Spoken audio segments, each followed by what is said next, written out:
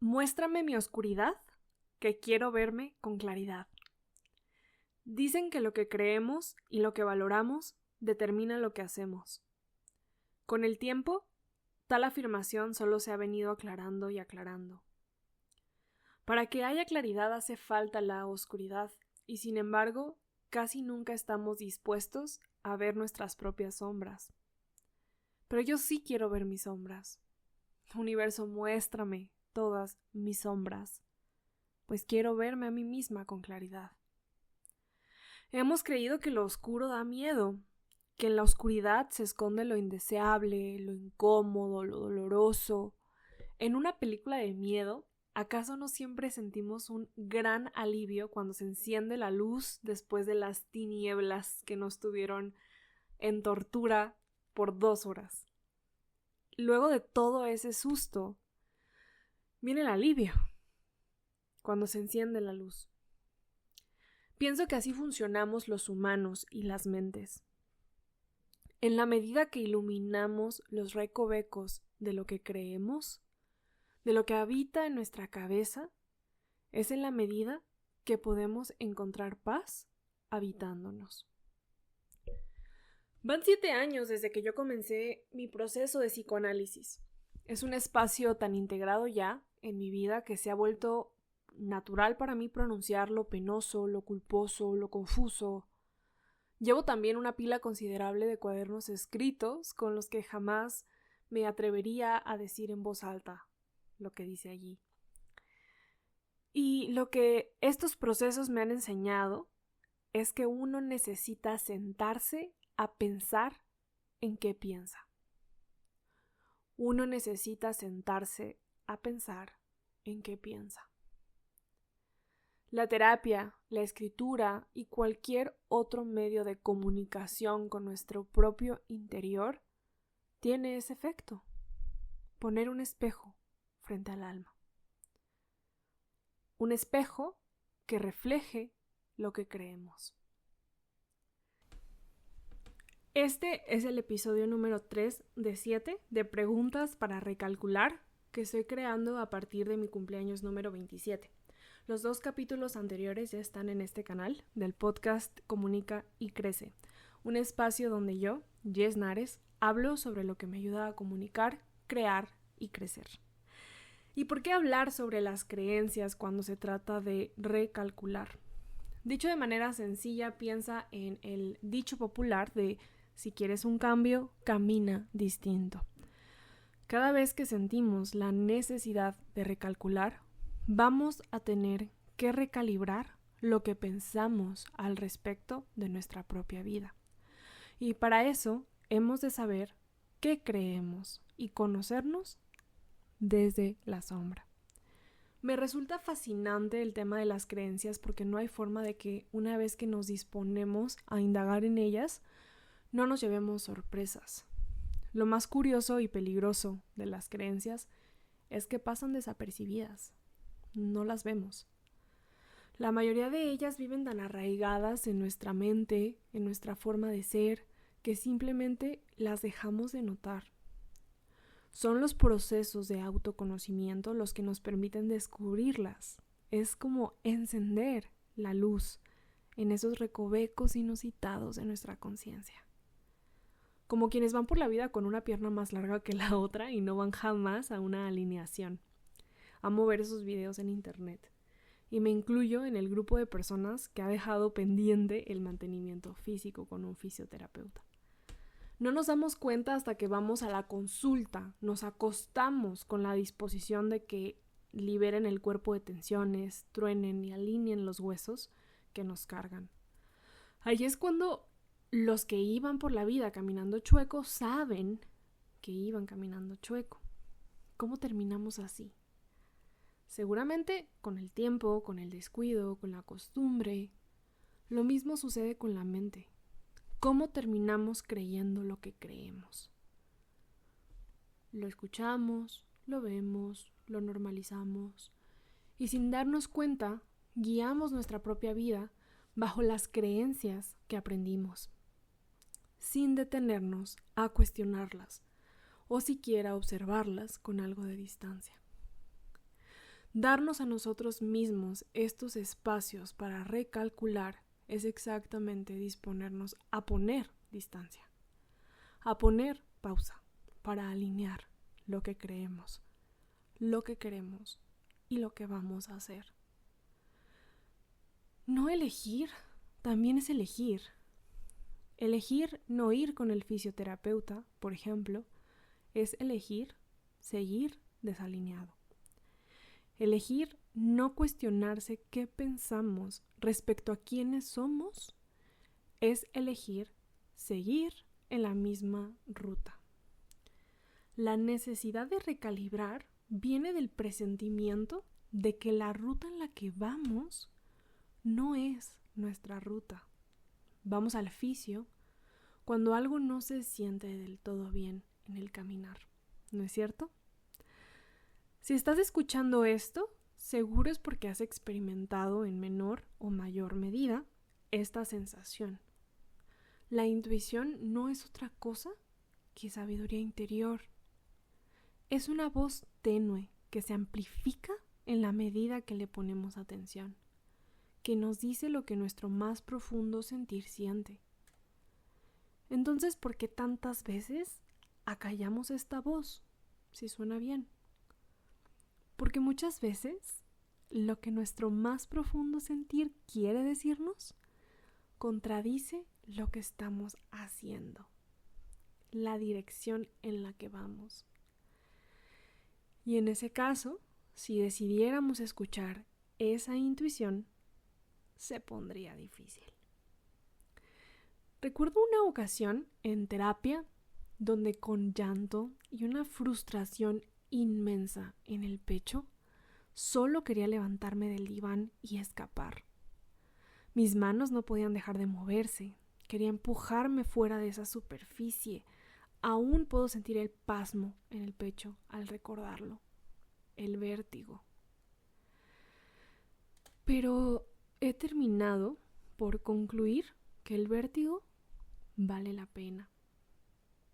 Vale la pena atravesarlo, sufrirlo.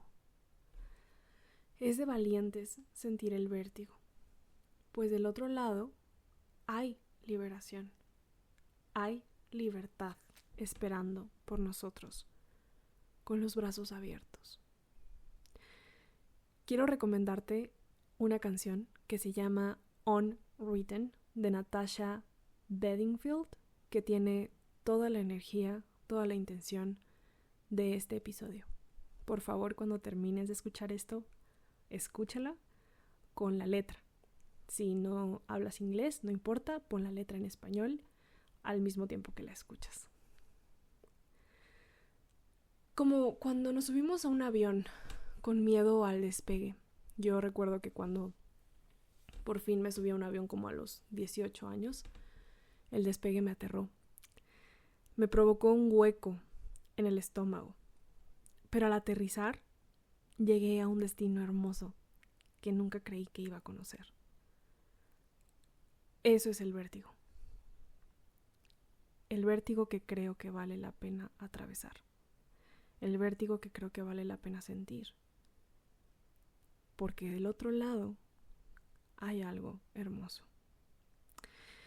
Y en este episodio voy a hablar sobre 3 diferentes creencias a las cuales yo decidí revelarme contundentemente al cumplir 27 años este septiembre 2025. Espero que al compartirlo logres encontrar ejemplos o un reflejo al menos de esas creencias que tú misma tienes y que de alguna manera te están asfixiando el pecho. Así que vamos a ello. Estoy segura que esto va a pasar. El primero de los ejemplos que quiero compartir el día de hoy es una creencia que adopté por lo que escuché por mucho tiempo. Se trata de una frase que en mi familia se repite mucho, en muchos contextos, por muchos miembros de mi familia y que se ha venido diciendo desde que yo tengo memoria. Diría que es algo así como una creencia familiar, una creencia colectiva, que todos dicen y por ende vivimos bajo esa pauta. La frase es: no tienes llenadera. Yo llegué a los 27 años con esta frase presente por estar bastante harta de escucharla. No sé bien de dónde vino, creo yo que viene de mi abuela, o sea, de las antepasadas, los antepasados, las personas que estuvieron antes que mi abuela, a quien amo con todo mi corazón, y no comparto esto como un reclamo hacia ella, sino como un aprendizaje personal. Creo que muchas veces las creencias vienen de lugares miedosos, lugares difíciles, lugares dolorosos, que cuesta rastrear y que a veces al hacerlo incluso abren heridas de nuevo. Creo que son creencias colectivas o heredadas, porque en algún punto tal vez tuvieron una función para alguien, pero al pasarse de generación en generación al final terminaron haciendo daño. En este caso no es mi intención encontrarle un origen, solo sé que hoy en día forma parte de la cultura en mi familia. Ojalá las creencias fueran como los demonios que aparecen en las películas de terror, donde se puede exorcizar lo que está ahí, maldito. Acabo de ver El Conjuro y justo al final de la película, donde todo vuelve a la normalidad, las heridas físicas de la persona exorcizada desaparecen por arte de magia. Pienso que con las heridas emocionales no sucede lo mismo. Nunca desaparecen, no se ven, no se exorcizan. No sé cómo mi abuela terminó aprendiendo esta creencia, pero la dice mucho. De hecho, escribiendo esto, haciendo este episodio, descubro que la palabra llenadera ni siquiera existe. ¿Y cuál era el contexto en el que se empleaba esta palabra, esta frase? Un poco de placer y ya. Hay que tener llenadera. Hay que divertirnos, sí, pero con una hora límite. Hay que tener llenadera. Podemos salir a hacer tal cosa que nos emociona, sí, pero no hay que ir tan lejos. Hay que tener llenadera. Más o menos ese era el sentido en el que siempre, al menos en mi perspectiva, se sentenció esta creencia. Si lo analizamos, justamente parece ir a la yugular del disfrute. Es una frase que castra el placer. Y aunque la frase siempre se pronunció en situaciones cotidianas y por ello podría pasar como inofensivo, ahora de adulta veo cómo yo las tomé como una verdad. Cómo además invadió áreas mucho más serias de mi vida, nada cotidianas, y de maneras bastante profundas. Una frase que parecería inofensiva terminó siendo sentencia de restricción del placer. Y no hablo únicamente del placer sexual. De hecho, hoy en día que mi prioridad es el desarrollo profesional, fue en ese aspecto donde logré descubrir que esta sentencia me mantenía acorralada. Se volvió para mí en una especie de mentalidad de conformismo. Ya tienes tantos clientes, Jess. ¿Para qué quisieras más? Ya tienes esta cantidad de dinero. ¿Para qué más? Ya viajaste una vez. ¿Para qué otra vez? Hay que tener llenadera. Pero no. Claro que quiero más clientes. Claro que quiero más dinero. Claro que quiero viajar más. Incluso al decirlo ahora, me hace sentir asfixiada. Siento como si cadenas se aproximaran a mí de nuevo para querer contenerme. Siento el impulso de moverme, de patalear, de romperlas, de destruirlas, de quemarlas. Un impulso violento por liberarme. Por eso en el título digo rebelarse, porque hay creencias que asfixian y que necesitan de nuestra fuerza y de nuestro impulso para dejarnos en paz. Decía que la intuición se manifiesta a manera de una voz tenue y que crece conforme le prestamos atención. Creo que las creencias dañinas también lo hacen. Como los demonios a los que vale la pena gritarles que se vayan, que no hay espacio ahí para ellos, que se larguen. Eso le digo yo ahora a esta frase, dicha tantas veces en el núcleo donde nací y crecí. Rebelarse ante una creencia es lo más parecido a exorcizar un demonio.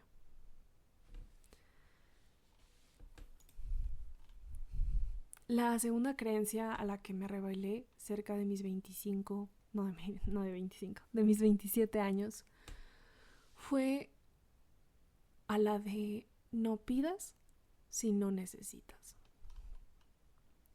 Antes mencioné que la creencia había sido pronunciada y repetida por varias personas y en reiteradas ocasiones, la creencia pasada.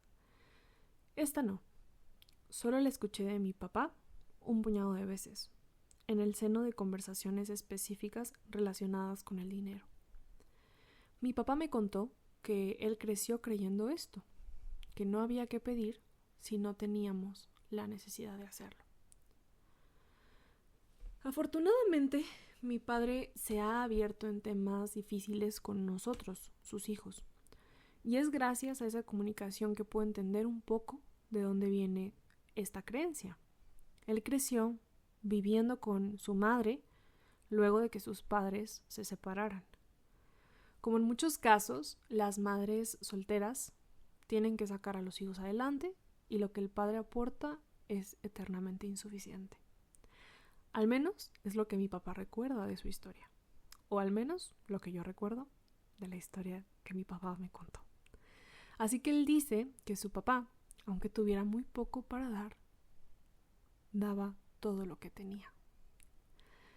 Este esbozo de la infancia de mi padre me parece desgarradora y bella a la vez. Aunque sé que tal vez el recuerdo y la realidad distan un poco o un mucho, eso es lo que él vivió, es lo que él recuerda. Carencia, agradecimiento y resiliencia es lo que yo veo en esta memoria. Así fue como él terminó viviendo con la creencia de que hay que pedir solamente si hace falta, pues en aquel momento crucial de su historia no había de sobra, no había ni lo suficiente. Pedir sin necesitar era claramente algo muy similar a pecar.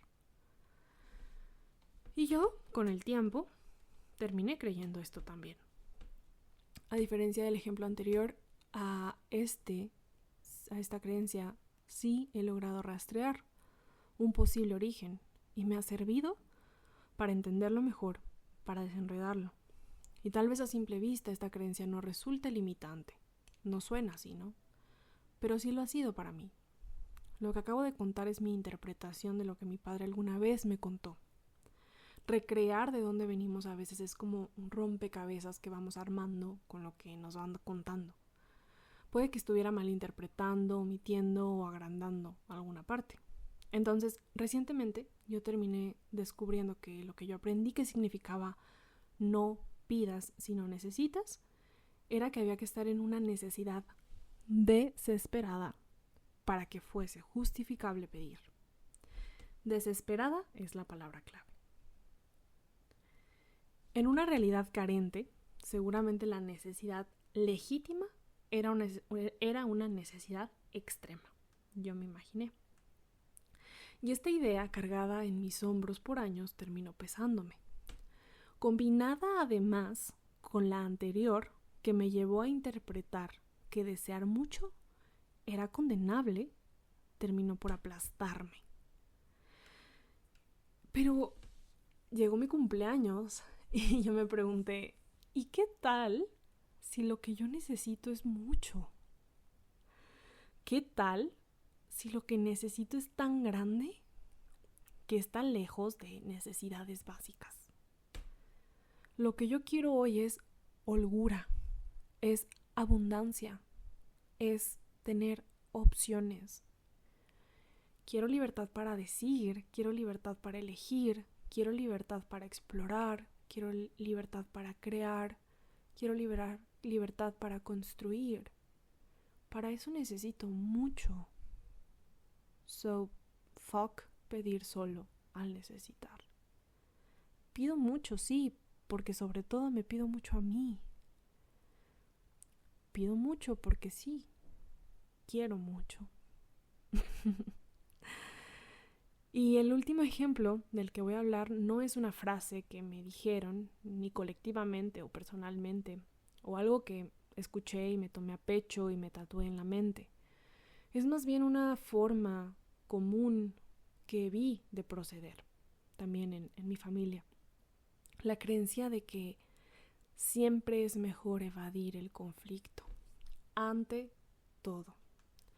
En mi familia siempre vi que se valoraba más el buscar una solución alterna antes de enfrentar el conflicto, antes de decir una verdad a la cara tal como era, antes que cualquier otra cosa era necesario amortiguar el problema, el conflicto. Y si se nos escapaba de los labios había que aligerar el ambiente. A compensar la deficiencia del otro para que no sufriera, siempre terminando haciéndole más daño que bien.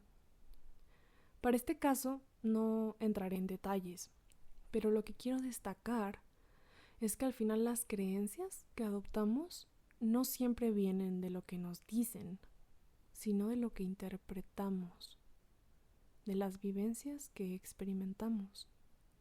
Viene de lo que vemos que se toma como preferible en el actuar de las personas que más cerca tenemos, lo que se valora. En mi experiencia he ido descubriendo que aunque con el corazón acelerado, es mejor externar lo que pensamos, aunque eso implique conflicto. He visto que muchas veces la armonía viene tras permitir que el conflicto surja. El conflicto no es más que una tensión que crece y que para que logre aliviarse hay que dejarlo manifestarse. No hay que tenerle miedo. Así que estas fueron creencias que yo rastreé y que me di cuenta que me estaban encadenando, que yo tenía que mandarlas mucho a volar, con violencia, con ganas de exorcizar un demonio que habitaba en mí. Así que tras estos ejemplos personales y esta exploración de qué son las creencias, cómo las adoptamos y cómo terminan dirigiendo el paso que vamos dando al crecer, quiero que te lleves esta pregunta. Es solamente una, pero respóndetela. ¿De qué creencias necesito revelarme ya? ¿De qué creencias necesito revelarme ya? Recuerda que también, muchas veces, la comodidad y el crecimiento no pueden coexistir. Espero que este episodio te haya llegado al corazón en un momento oportuno para ti. Siempre estoy abierta a leerte si hay cualquier cosa que te gustaría compartirme. En Instagram me encuentras como Jess Nares. Nos escuchamos en el siguiente episodio de este podcast Comunica y Crece. Bye bye.